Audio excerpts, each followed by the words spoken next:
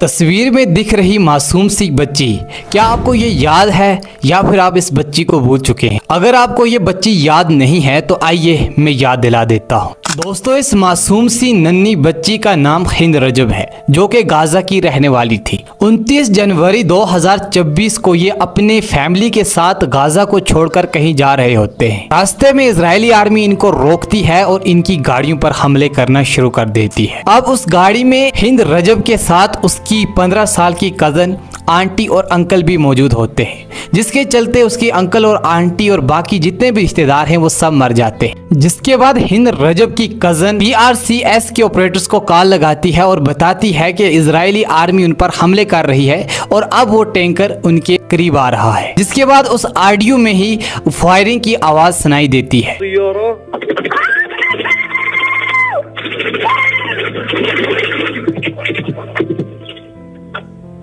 Hello. Reports के मुताबिक उसके बाद हिंद रजब की कजन भी वहीं मर जाती है। अब हिंद रजब जो सिर्फ 6 साल की थी, अकेली बच चुकी थी।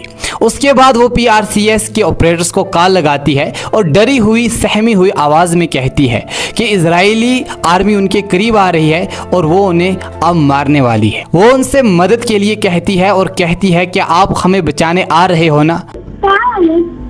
أجي أخذك.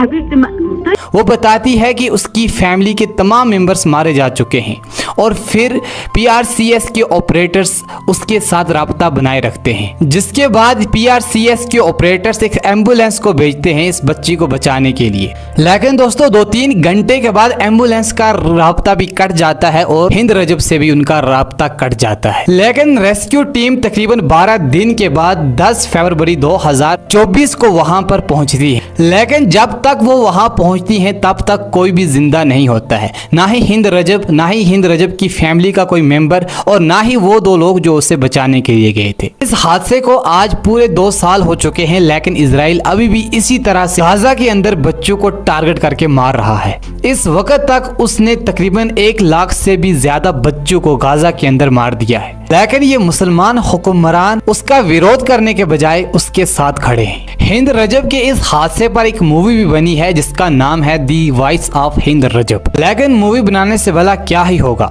क्योंकि इजराइल अभी भी कंटिन्यू गाजा के अंदर, फलस्तीन के अंदर बच्चों को ऐसे ही टारगेट करके मार रहा है और हम मुसलमान सिर्फ देख रहे हैं और मुस्लिम कंट्रीज इजराइल के आगे तस्लीम हो चुकी हैं।